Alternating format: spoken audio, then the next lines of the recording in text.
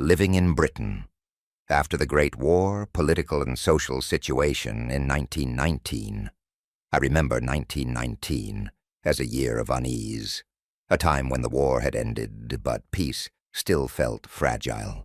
The armistice was signed, the Treaty of Versailles sealed, and we were told that Britain had won. Yet when I walked the streets or sat in village pubs, victory felt hollow. Too many of our young men had not come home, over 700,000 dead, and those who did return often carried wounds no one could see. You could sense the trauma in their eyes, in the silences that fell when old friends met again. Our leaders, especially Prime Minister David Lloyd George, were hailed as heroes of war, but governing in peace was another battle altogether.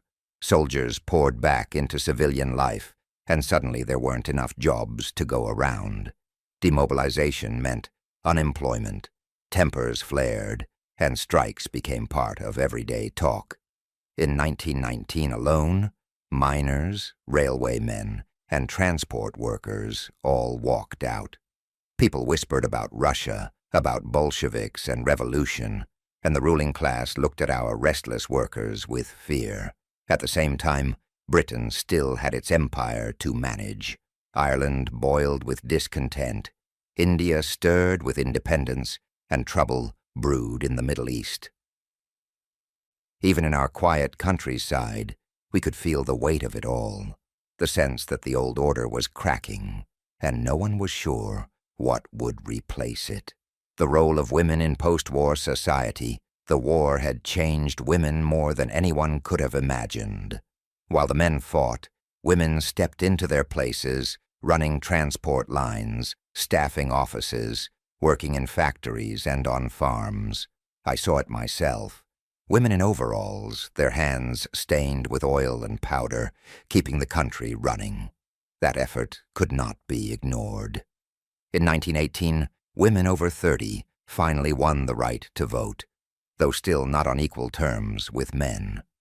Then in 1919 came the Sex Disqualification Removal Act, throwing open doors that had been barred for centuries. Law, civil service, professions once reserved for men. These were victories, yes, but they also sparked tension. When the soldiers returned, many expected women to step aside, to surrender their wages and independence. Yet some women refused. They had tasted freedom, and they were not about to forget it. In cities, you could see the new woman, walking alone, cycling freely, unmarried and unafraid of scandal. In villages, too, the change crept in, more quietly but no less real. That's why Bella Wright, the young woman at the heart of the green bicycle case, stood out so sharply. She worked in a factory. She cycled alone down country lanes. She embodied the independence of her time. But in the eyes of older villagers, such freedom could seem unsettling, even improper. Life in rural towns and villages, life in the countryside, moved at its own pace. But even here, the war had left its mark. Every village I knew had a new stone memorial, etched with the names of boys who had gone to France and never returned. Some families had lost 2, 3 sons. You could feel their absence in the empty pews on Sunday, in farms where the work now fell to aging fathers and weary mothers. Economically, things were uncertain. The war years had brought prosperity to farmers. Food was in demand. Prices were high. But when peace came, prices fell, subsidies disappeared, and many families struggled to keep afloat. Young people began to drift toward towns, searching for work that might last. Social life in villages was close-knit, and gossip was our currency. A stranger passing through, a girl seen cycling after dark, even a whispered quarrel between neighbors, it all became talk at the market or the pub. In such a world, Bella Wright's last ride was bound to stir endless speculation. One thing that had transformed village life was the bicycle. Affordable, practical, It gave people, especially young women, a freedom they had never known. With a bicycle, you could slip beyond your village, visit friends, find work, even court in secret. Yet this very independence made bicycles suspicious to some. To the old guard, they seemed symbols of change, of a world they no longer understood. It was no small irony that Bella's death would come to be linked with a distinctive green bicycle, at once a tool of liberation, and in the eyes of the law, an object of suspicion. Looking back, I can see how Britain in 1919 was caught between worlds, still bound to old traditions, yet reshaped by war and modernity. We were a people grieving, anxious about revolution, and uncertain about the place of women in this new order. In the countryside, bicycles and new freedoms collided with customs that had endured for generations. It was in this fragile balance that Bella Wright lost her life. Her death was not just a personal tragedy, but a mirror of the times, reflecting fears about independence, suspicion of outsiders, and the uneasy collision between old ways and new freedoms. That is why the green bicycle case, though it began on a quiet country lane, captured the nation's attention and became one of Britain's enduring mysteries. Bella Wright. The victim biography, I remember Bella Wright as if she were still cycling down those quiet country lanes.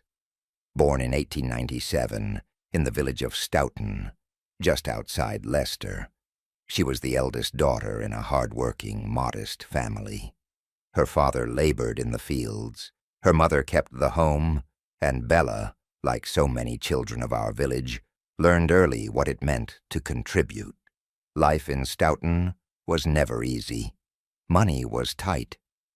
And the Wright family, like the rest of us, depended on the rhythm of the seasons and whatever work could be found. Bella left school young, the way most working-class girls did, and went off to earn wages. By her 20s, she was employed at the Bates & Cumber Rubber Works in Leicester. The pay wasn't much, but she carried her share of responsibility for her family. I always thought of her as steady and dependable, someone who balanced her duties with quiet hopes for her own independence, personality, and social life. Those who knew Bella will tell you the same. She was polite, respectful, and reserved. She wasn't reckless or frivolous. Cared for her family and carried herself with modest dignity. In a village where gossip was as common as the church bells, Bella gave no cause for scandal. Her pleasures were simple. She attended church, visited neighbors, and sometimes joined in the small gatherings that kept our rural life ticking along. Cycling was her joy, the thing that made her stand out. With her bicycle, she could ride from Stoughton to Leicester or to nearby villages. To me, she seemed freer than many young women I knew, gliding past the hedgerows with the wind in her hair. It was a quiet sort of independence, but independence nonetheless.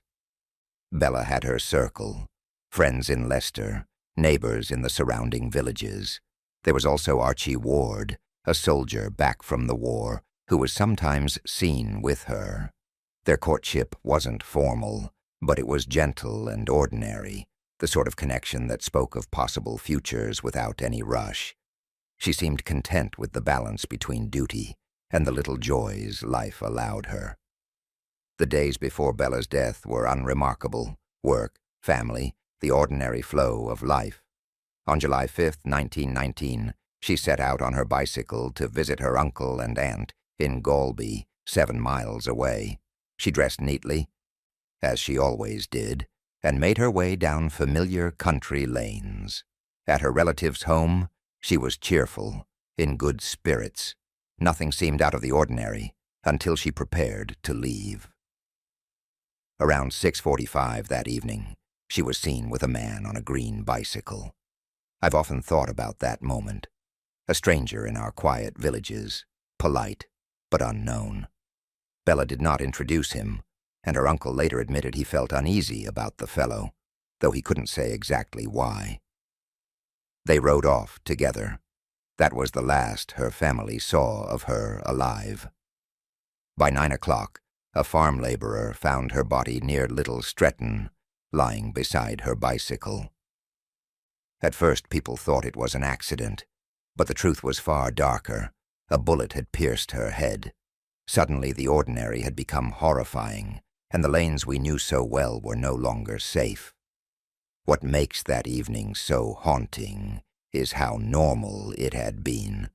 A visit to family, a bicycle ride home, nothing extraordinary, and yet the presence of that man on the green bicycle turned an ordinary night into a mystery that still lingers.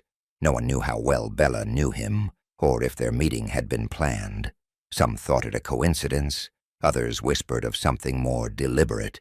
Nothing was ever proven. That uncertainty only deepened the shadows around her final hours. Bella Wright was no different from many young women of her time.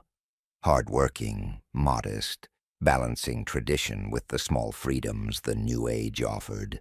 Her bicycle gave her independence, her job gave her purpose, and her quiet nature gave her respect.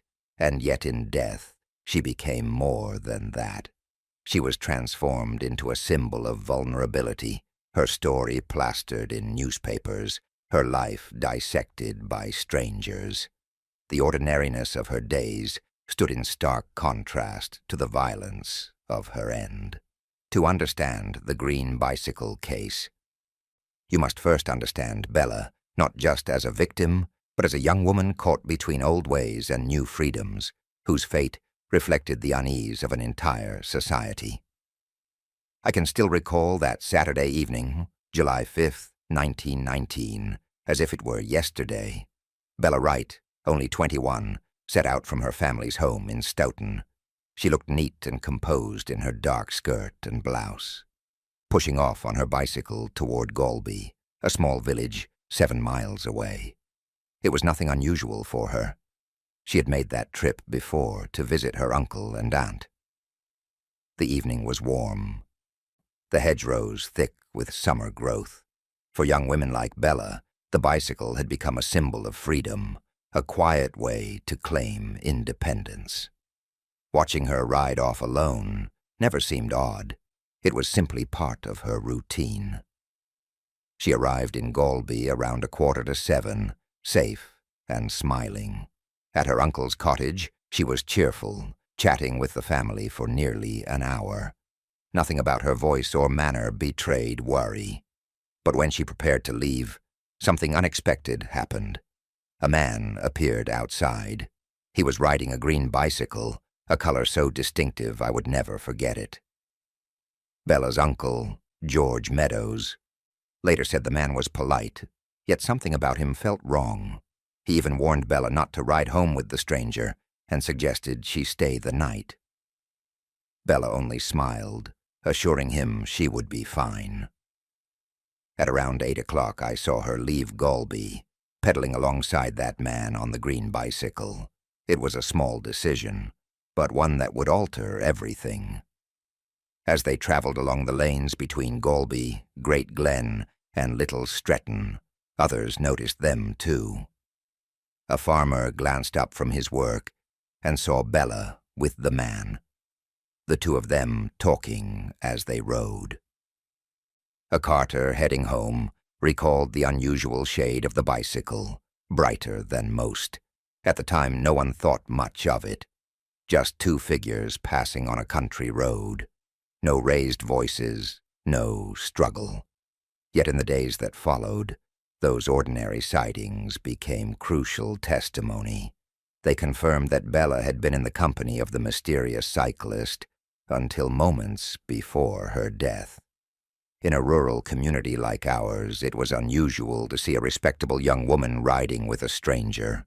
That image stuck with people, and soon what seemed unremarkable turned into a haunting memory. Not long after, around 9 o'clock, Bella's journey ended on a lonely lane near Little Stretton. A farm laborer named Joseph Cowell found her there. At first he thought she had simply fallen.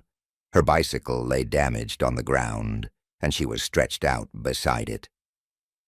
Blood marked her face, but accidents on bicycles were not unheard of. The villagers rushed to help. Dr. Williams came quickly, and like Cowell, he first assumed it was a tragic mishap. Bella's body was moved to a nearby cottage, grief already spreading among those who recognized her. But then came the discovery that shattered any illusion of accident. The wound on her face was too precise, too deliberate. It was not the scrape of a fall. It was a bullet wound just beneath her left eye. Bella had not lost control of her bicycle. She had been shot. That moment changed everything. The quiet countryside became the scene of a murder, and the man with the green bicycle became the focus of every whisper, every suspicion. News spread with shocking speed. Bella, the girl who had ridden past our homes in good spirits just hours before, was gone. Her family was inconsolable, her community stunned. Violence like this felt alien to our villages, as if some shadow had slipped in from beyond. The police wasted no time. They questioned everyone who had seen Bella that night, gathered descriptions of the stranger, and focused on the green bicycle. They searched the region, made inquiries, and soon the story traveled beyond Leicestershire, capturing the nation's attention.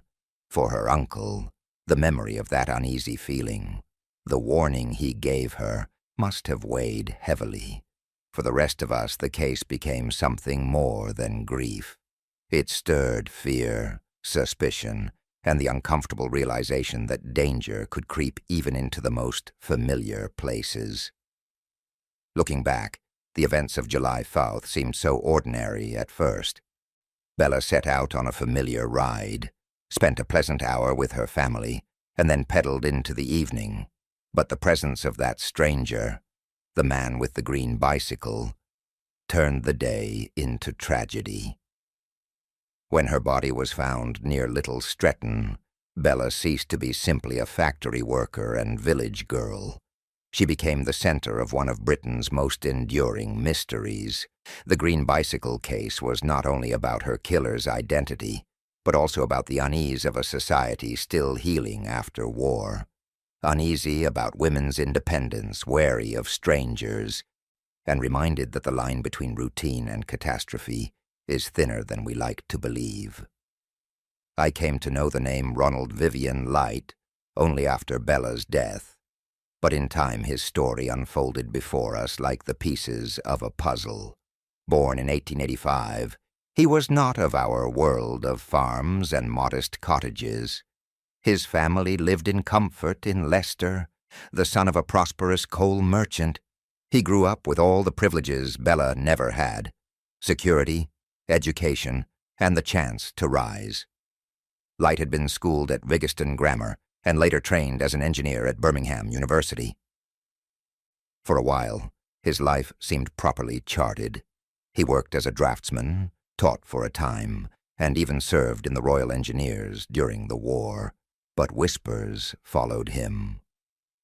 In 1916, he was dismissed from the army, a mark of disgrace that never quite washed away.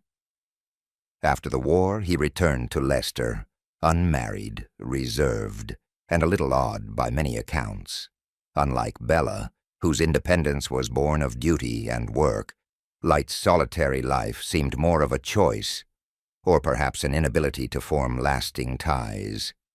It was this background, respectable on the surface yet riddled with shadows, that would later be scrutinized when suspicion turned his way. For months after Bella's death, no one spoke Ronald Light's name.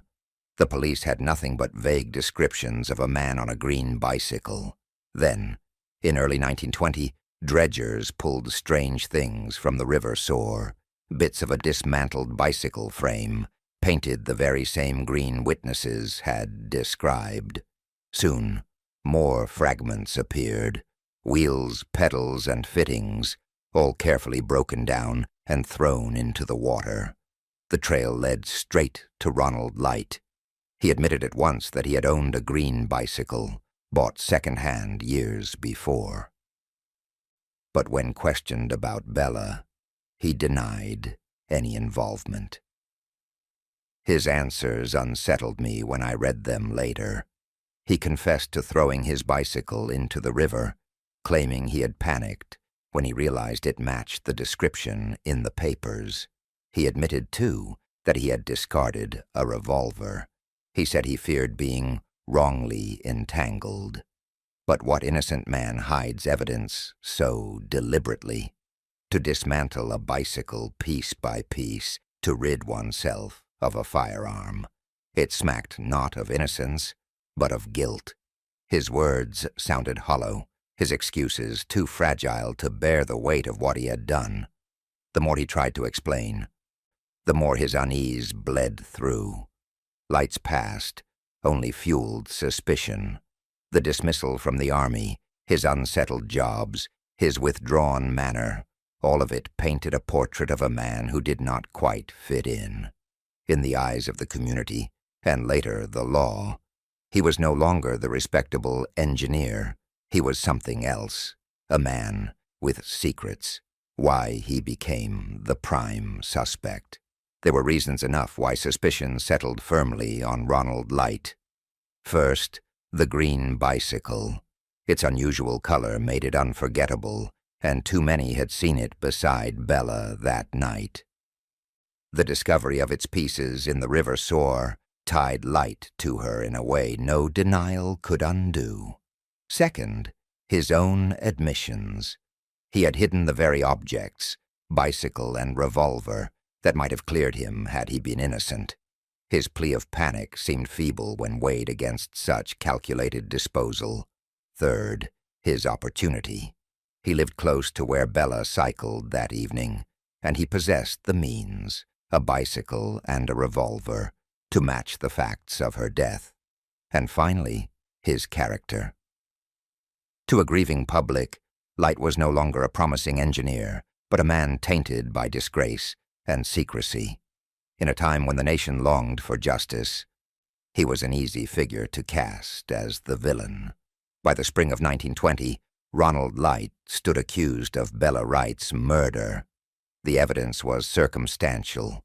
There were no witnesses to the shot, no proof placed in his hands.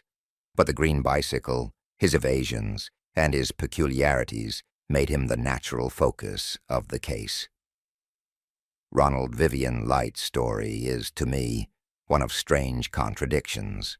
A man born to comfort and education, yet caught in the shadow of suspicion. His downfall was not sealed by proof of guilt, but by his own actions, destroying a bicycle, discarding a weapon, and offering explanations that never rang true. Whether he truly killed Bella, no one can say with certainty. But in the eyes of the public, and in the pages of history, Light became the embodiment of mystery itself. The respectable man who concealed evidence, the awkward figure who seemed both ordinary and dangerous, the suspect who stood trial for a crime that still unsettles us. And so, in the story of the green bicycle case, Ronald Light is not merely a name. He is the shadow that fell across Bella's memory. The man who turned a village tragedy into a national enigma. From the very first moment I heard the name Green Bicycle Case, I knew that strange machine would carry the weight of the story. The image was fixed in my memory. Bella pedaling alongside a man on an unusually bright green bicycle that caught everyone's attention along the country lanes. It was such a rare color that no villager could easily forget it. For months, the police searched tirelessly, asking after every green bicycle they could find. Nothing seemed to lead anywhere until early 1920, when word spread that parts of a dismantled bicycle had been dragged out of the River Soar.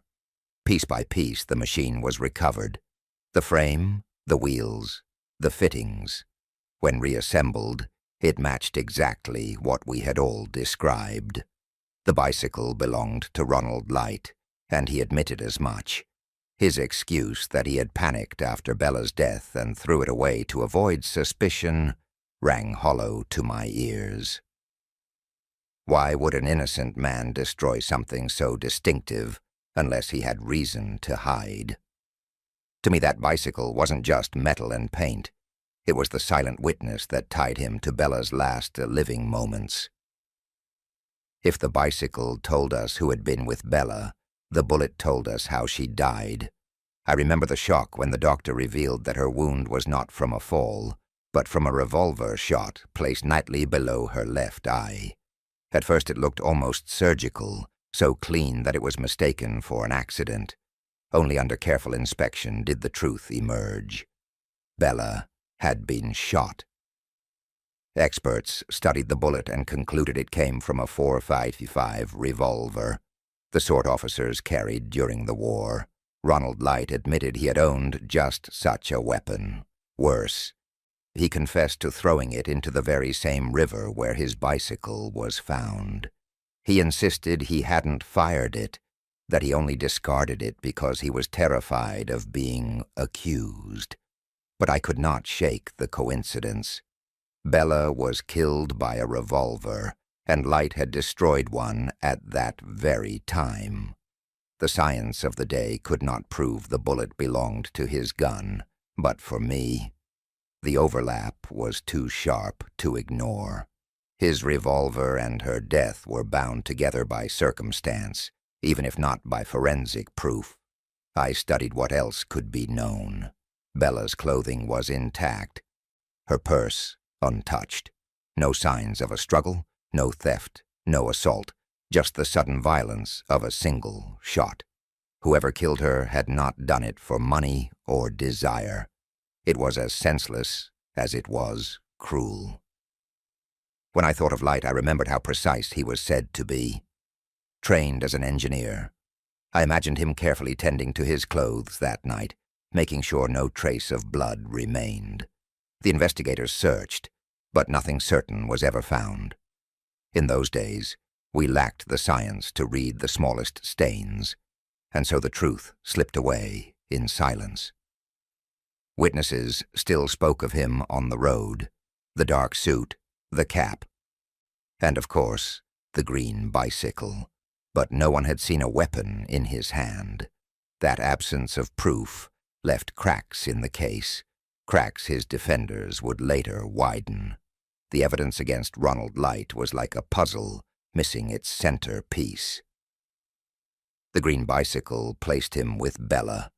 The bullet in his discarded revolver suggested he had both the means and the chance. His deliberate destruction of both told me he had something to hide. And yet nothing was conclusive.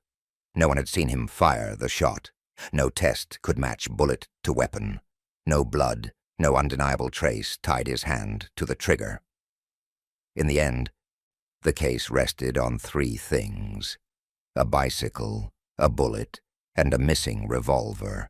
Together they formed a triangle of suspicion that seemed too sharp to ignore, yet always left room for doubt. That was the curse of early 20th century justice. The evidence told a story that felt true, but it could never quite seal the truth beyond question. I still remember the night Bella's body was found, July 5th, 1919. At first, even the doctor thought it was nothing more than a cycling accident. There she lay on the quiet road, her bicycle nearby, her body oddly at rest. It wasn't until the doctor leaned closer and spotted the small, precise wound beneath her left eye that the truth began to settle in. Bella hadn't fallen. She had been shot. That realization changed everything. Suddenly, we were no longer dealing with a tragedy of misfortune. We were staring at a murder.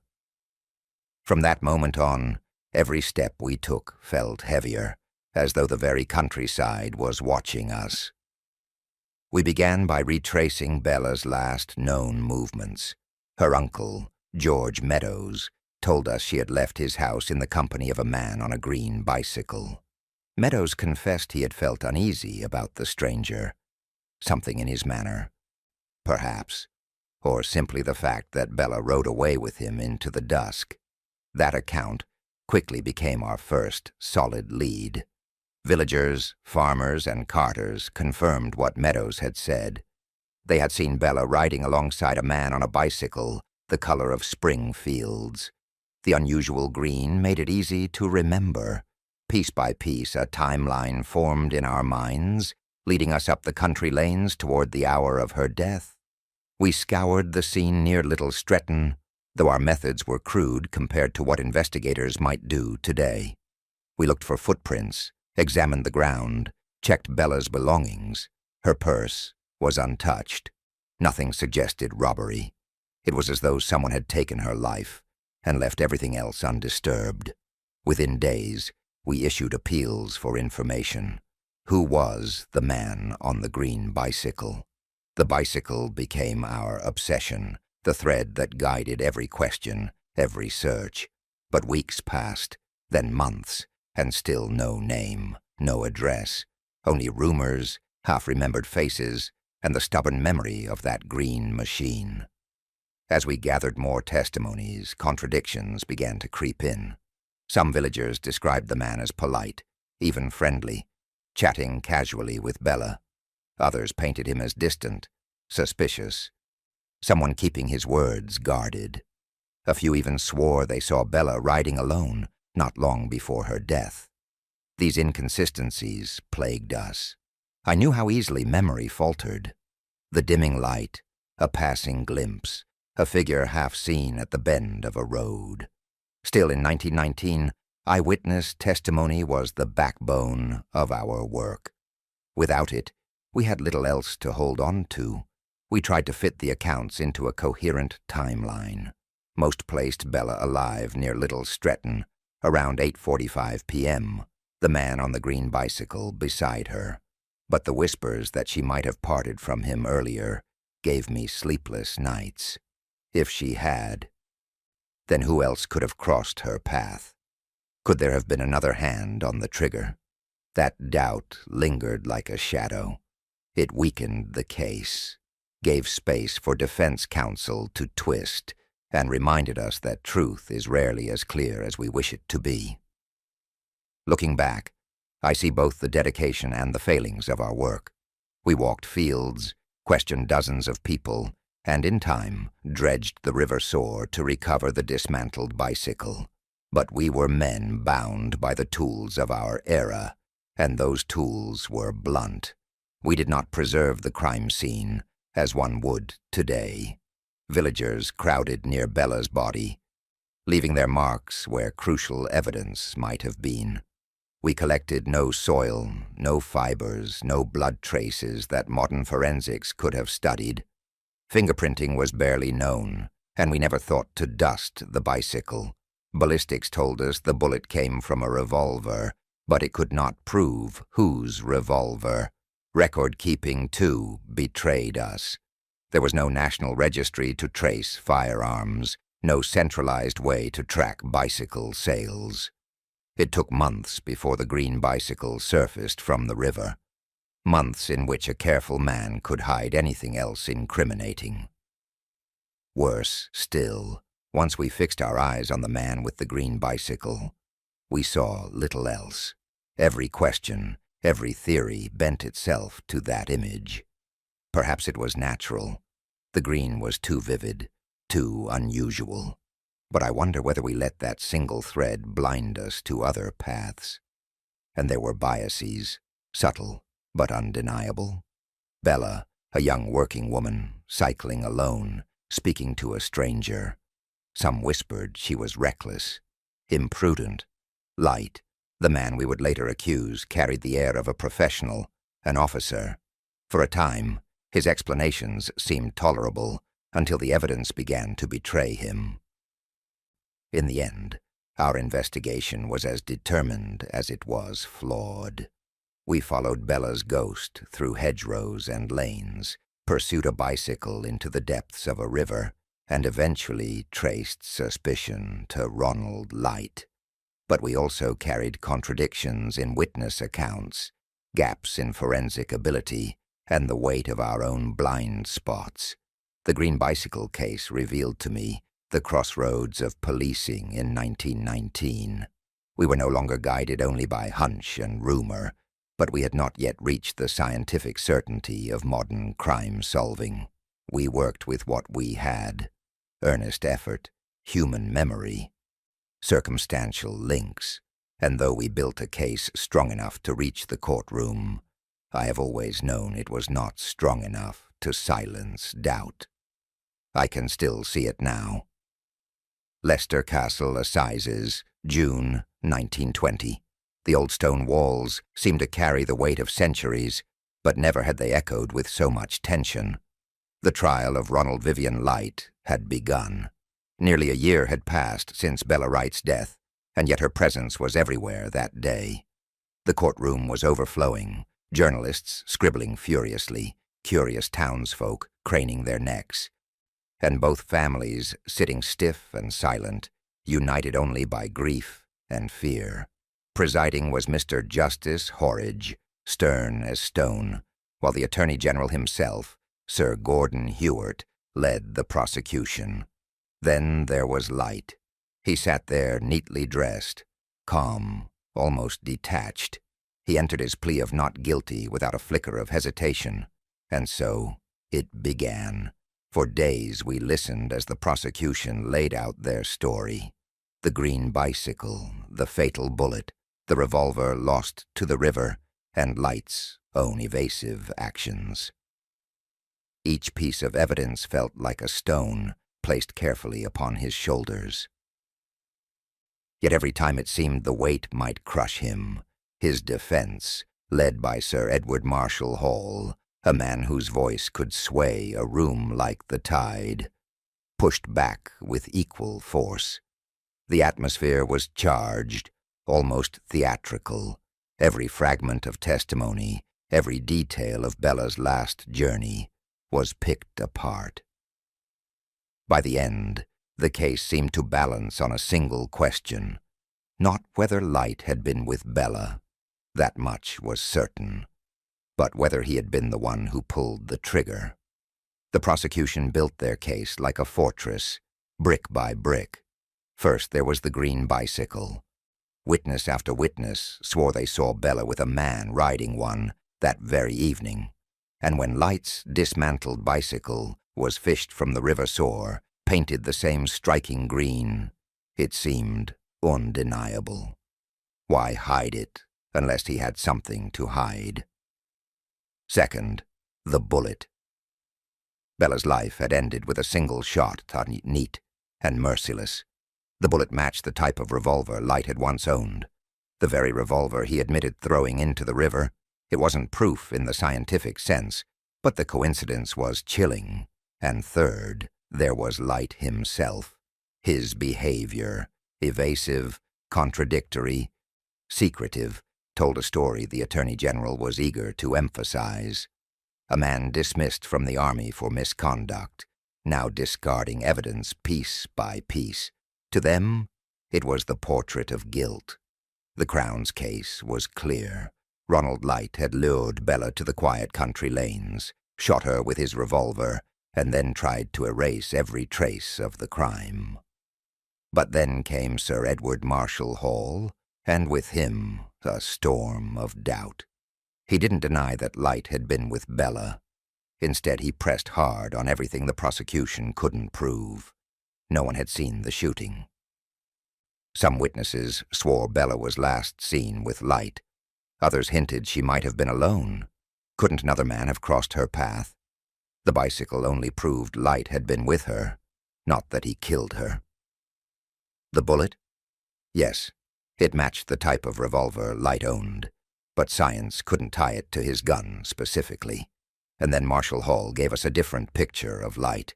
Not a murderer, but a nervous, foolish man, guilty only of poor judgment. He admitted to discarding the bicycle and revolver, but insisted it was fear, not guilt, that drove him. Panic, he said, could make a man do foolish things. The defense made the trial about more than evidence. It became about fairness. Could we, as a society, send a man to the gallows based on suspicion alone? When the jury finally retired, The room held its breath. Minutes felt like hours. Then they returned, their verdict firm and final, not guilty. Why? I believe several things swayed them. The evidence, though troubling, was circumstantial. No witness had seen the shot fired. No expert could say with certainty that Light's revolver was the murder weapon. The testimonies clashed, leaving open the possibility that Bella had parted from him before her death. And Marshall Hall, with his eloquence, his appeals to reason and mercy, had given the jury something stronger than suspicion, doubt. Even Light's demeanor helped. There he was, quiet, restrained, hardly the image of a cold-blooded killer. To some jurors, perhaps it was impossible to see the mild engineer before them as Bella's executioner. The verdict sent ripples through the country. Some called it justice, proof that a man cannot be condemned without proof. Others called it a disgrace, a murderer walking free while Bella lay in her grave. For her family, there was no victory, only emptiness. Conclusion: the trial of Ronald Light remains etched in my memory, not just as a legal drama, but as a story of what justice means and what it fails to provide. It showed the power of circumstantial evidence, the frailty of eyewitness testimony, and the brilliance of courtroom advocacy. In the end, Light walked free. Whether he was truly innocent, I cannot say. But I know this: Bella Wright's death remained a mystery. And the man at the heart of it, the man with the green bicycle, left the courtroom under a cloud that would never quite lift.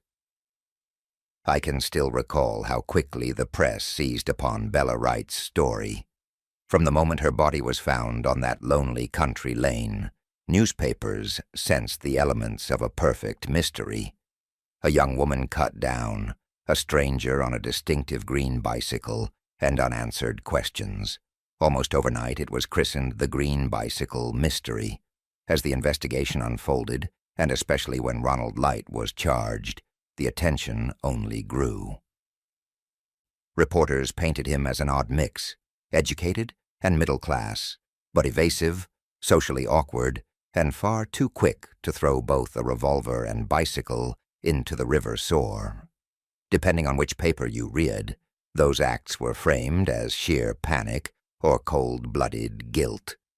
When the trial began in June 1920, the coverage reached a fever pitch. I remember how the great papers sent their sharpest correspondents to Leicester Castle Assizes. Each day, fresh reports filled the columns. The Attorney General battling against the flamboyant Sir Edward Marshall Hall, the fragments of the bicycle displayed before the jury. The bullet held aloft like some dreadful relic. The whole thing read less like a trial and more like serialized theater, delivered in installments for the nation to consume at breakfast. What struck me most was how the public split into two camps. Some were certain Light was guilty. They argued the prosecution had laid it bare.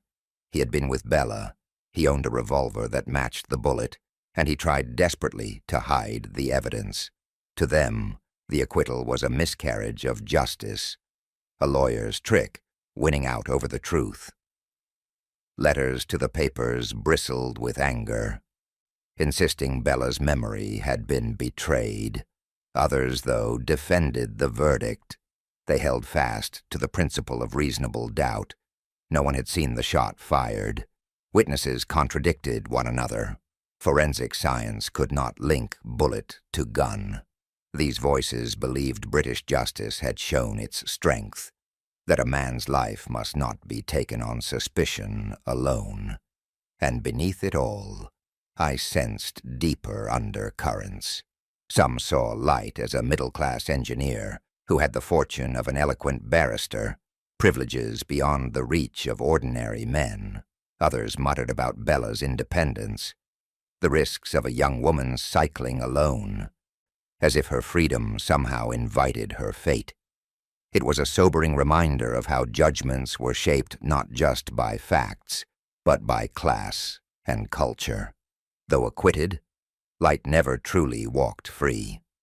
I noticed how the shadow clung to him. People never forgot the image of him dismantling that green bicycle or discarding his revolver in the river. Even cleared of murder, his name was forever tied to suspicion. After the trial, he tried to disappear back into ordinary life. He returned to engineering, kept to himself, avoided the public eye. Yet whenever his name arose, whispers followed. The man from the green bicycle case. To many he was never just an engineer again, and still he endured. Ronald Light lived on until 1975, dying at the age of 90. He never published memoirs, never gave interviews, never sought to explain himself further. Was it dignity or silence that concealed secrets? I can't say. What I do know is that his long life only deepened the enigma. How could a man once tried for his very life slip quietly into old age, leaving us none the wiser? For Bella's family, there was no such endurance. The acquittal left them with grief suspended in uncertainty. No conviction meant no closure, just an open wound carried forward through the years. And so, the green bicycle. Mystery did not end with Ronald Light's acquittal. Instead, it entered legend, debated in pubs, dissected in legal journals, retold in crime anthologies for generations. For Light, freedom came with a lifelong burden of suspicion. For Bella, justice never arrived, her story frozen in time, unresolved. As I reflect on it, I see that the case was never just about evidence or the courtroom spectacle. It was also about the press that turned tragedy into theater, and the public whose divided opinions would forever shape the legacy of the crime. In the end, the verdict did not silence the story. It ensured it would be remembered precisely because of the doubts it left behind. Sometimes I imagine what would have happened if Bella Wright had died, not in 1919, but in my own time. With the tools of modern forensic science, her story might have been very different. I picture her clothing, carefully preserved but never truly examined. Today, a single hair, a drop of sweat, even the faintest brush of a stranger's hand could have left a trace of DNA. A swab from the handlebars of her bicycle, or fibers clinging to her dress, might have revealed exactly who was with her in those final moments. Unlike the guesswork of the early 20th century, such evidence could have spoken with absolute certainty. I also think of blood spatter analysis, something they could not dream of in 1919. With it, we could reconstruct the angle of the shot, the distance, the very position of the shooter. Was it an accident, a misfire, or deliberate? Science could have given shape to the question that haunted the trial but was never answered. Back then, ballistics was crude. All they knew was that Bella had been shot with a revolver of a type Ronald Light once owned. But they couldn't prove it. If the case had been investigated today, the bullet itself would have told us far more. Under a microscope, the striations carved by a gun barrel are like fingerprints. Unique, undeniable. With the weapon in hand, computers could have matched or excluded it in minutes. Even without the revolver, we could have analyzed the bullet's manufacturer, the production date, even whether the shot was close range or from afar. These details matter. They could have told us whether Bella was executed, killed by accident, or struck down in some other way. And then there is the green bicycle. I think about it often. That strange, damning object that gave the case its name. If it had survived intact, today, it would have been more than a curiosity. We could have dusted it for fingerprints, tested it for DNA, even examined soil in its crevices to prove where it had been. The same goes for Light's clothing. Luminol could have revealed blood no one ever saw, Fiber analysis might have shown Bella's dress brushing against his coat, every tiny detail, every thread, every trace could have spoken louder than the witnesses of 1919 ever did. The green bicycle. Mystery reminds me how far justice has come and how much depends on timing. In 1919, suspicion carried more weight than science. By today's standards, the case would almost certainly have had an ending, whether conviction or acquittal. But Bella Wright was born into a different age. She died just before the dawn of modern forensic truth. And so, her story lingers, unresolved, suspended in the space between doubt and certainty. A mystery not only about guilt or innocence, but about the silence of science that came too late to speak for her. When I look back on the green bicycle case, I cannot help but see it as a turning point in the history of British law. To me, the trial of Ronald Light was never just about one man and one woman. It was about the very question of how far we should go with circumstantial evidence. I remember reading the records. Light had been seen with Bella. He owned a revolver that matched the fatal bullet's caliber, and he tried to dispose of both bicycle and weapon. Suspicion clung to him like a shadow. Yet there was no eyewitness, no direct forensic link. The jury's decision to acquit him has always stayed with me. It was more than a verdict. It was a statement that suspicion alone cannot condemn a man. Proof must be beyond reasonable doubt. I've come to see this case as a powerful reminder that while coincidence and behavior may hint at guilt, they are not enough to take away a life. For generations of lawyers after me, this case became a lesson. Justice is not only about securing convictions, but about guarding against wrongful ones.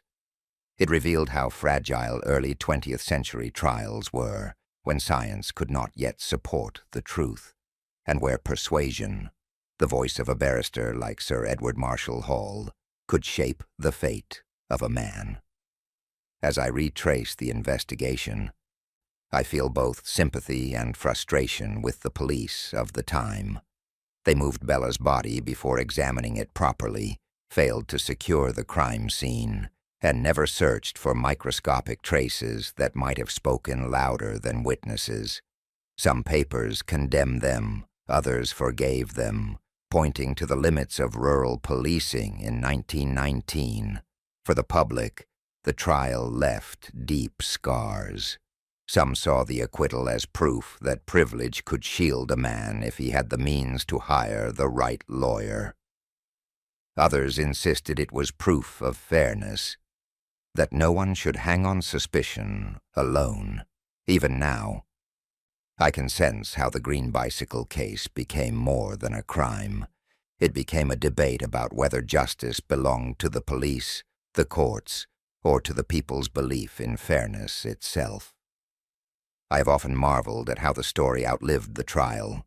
Newspapers drew sketches of Bella, romanticized the green bicycle, and spoke of the tragic mystery. The case turned into something larger than fact. It became folklore. As the years passed, it showed up in books, anthologies, and documentaries. Each telling seemed to take sides.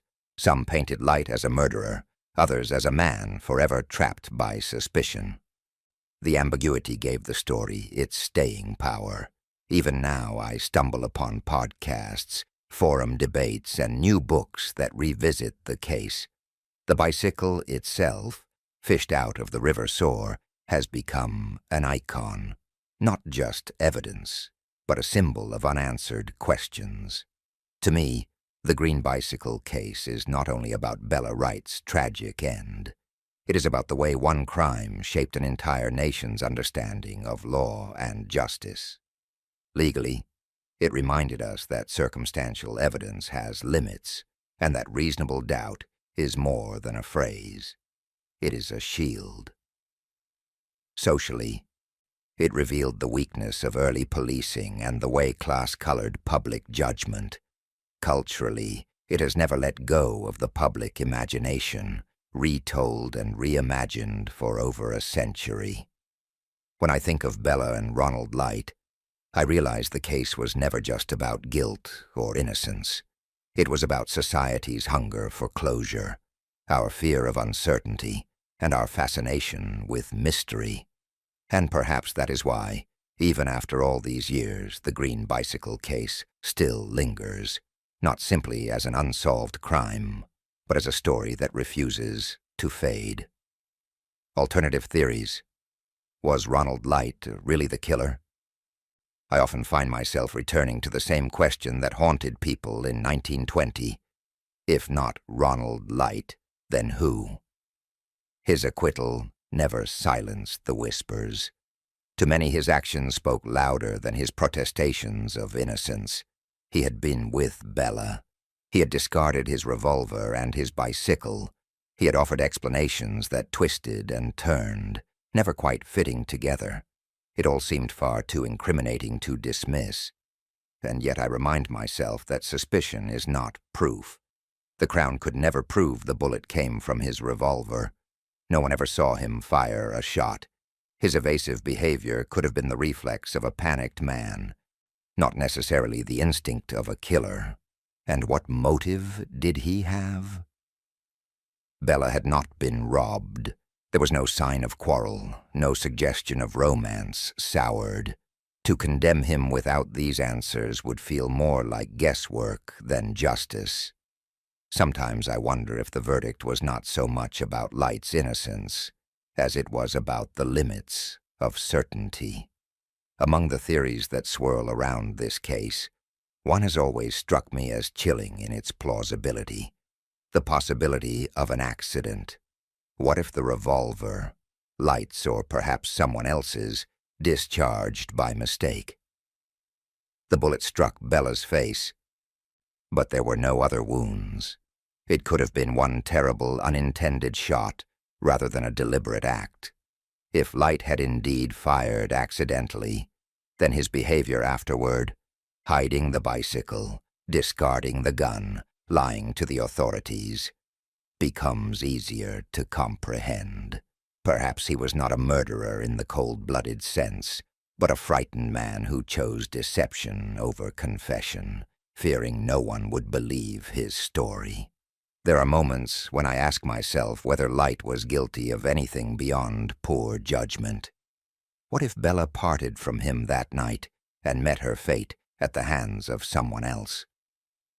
The lanes around Little Stretton were lonely but not empty. A farmer, a demobilized soldier, even an acquaintance harboring jealousy. Any of them might have crossed her path in those final minutes. The difficulty, of course, is that no such person was ever found. No witness placed anyone else with her. No evidence tied another suspect to the scene. This theory remains a shadow. It offers an escape from blaming Light, but gives us nothing concrete to grasp. Still, it forces me to confront the gap in the case, the leap from last seen with her to, therefore, her killer. That leap has always felt dangerously wide. On my darker days, I even entertained the strangest notion of all, that Bella's death was the result of pure chance, a stray bullet from some unseen hand. After the war, guns were everywhere in the countryside. Hunters, poachers, careless men with weapons. It is not impossible that one fired recklessly and that fate aligned in the cruelest way. But the medical testimony speaks against it.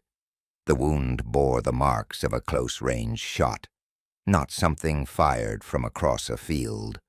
And what were the odds that a random bullet would strike a young woman squarely in the face as she rode her bicycle alone? Slim, impossibly slim. Still, even this remote theory lingers, as if to remind us that in unsolved mysteries, no possibility can ever be erased completely. And then there are the whispers, the conspiracies that grow whenever certainty fails. Some say Light was shielded by his social standing, his family's respectability insulating him from justice. Others hint at secrets in Bella's life, relationships never uncovered, motives buried too deep to be unearthed. A few even speak of a cover-up, a quiet attempt to bury official embarrassment over a bungled investigation. I have found no evidence strong enough to believe these tales. They seem born more of frustration than fact, born of our human need to weave patterns when answers escape us. Yet their persistence fascinates me. It shows how the case slipped free from the courtroom and took root in the imagination, becoming less a file of evidence than a legend to be retold. When I stand back from all these theories, the guilty light, the accidental discharge, the unknown assailant, the stray bullet, the conspiracies, what I see most clearly is the fog that has always shrouded Bella Wright's death.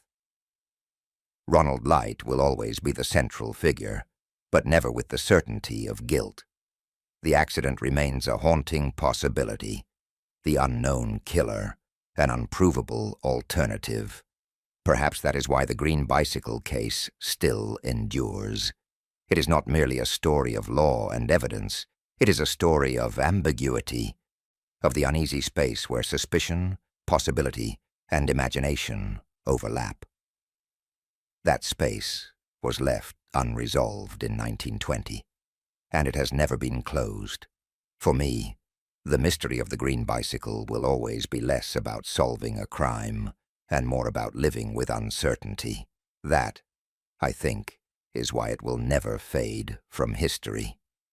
As I look back on the green bicycle case, more than a century after Bella Wright's death, I feel as though I've been walking through a labyrinth of shadows and unanswered questions.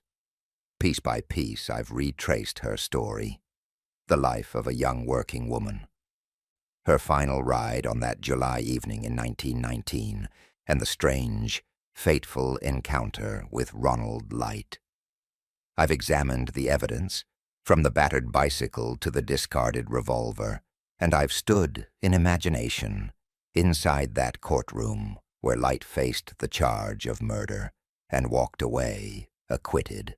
But the case has always been larger than a single crime.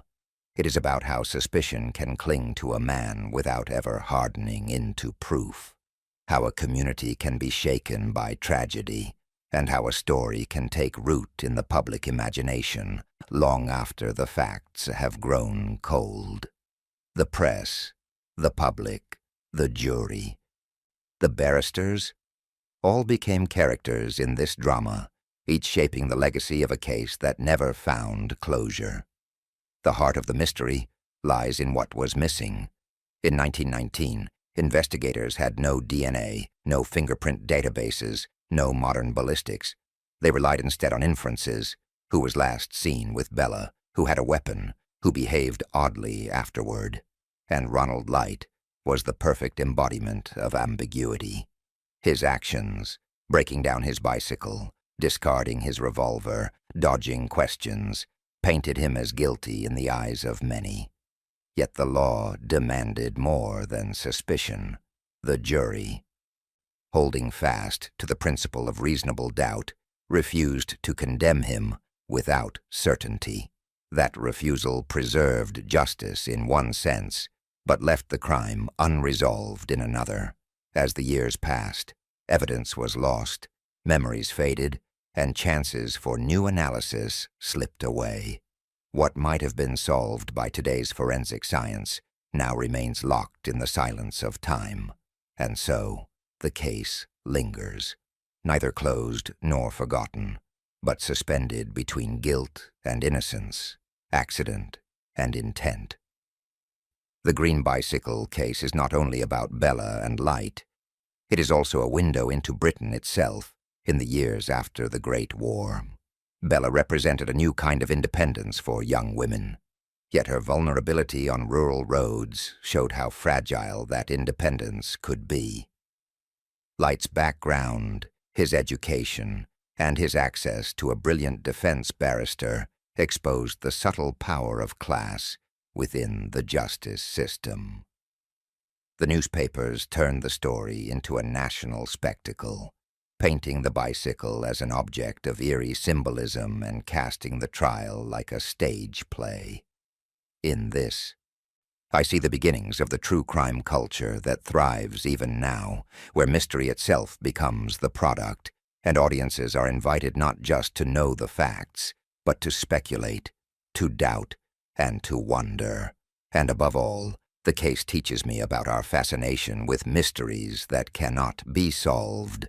Closure satisfies, but ambiguity endures. We keep returning to the green bicycle, not because it was resolved, but because it resists resolution.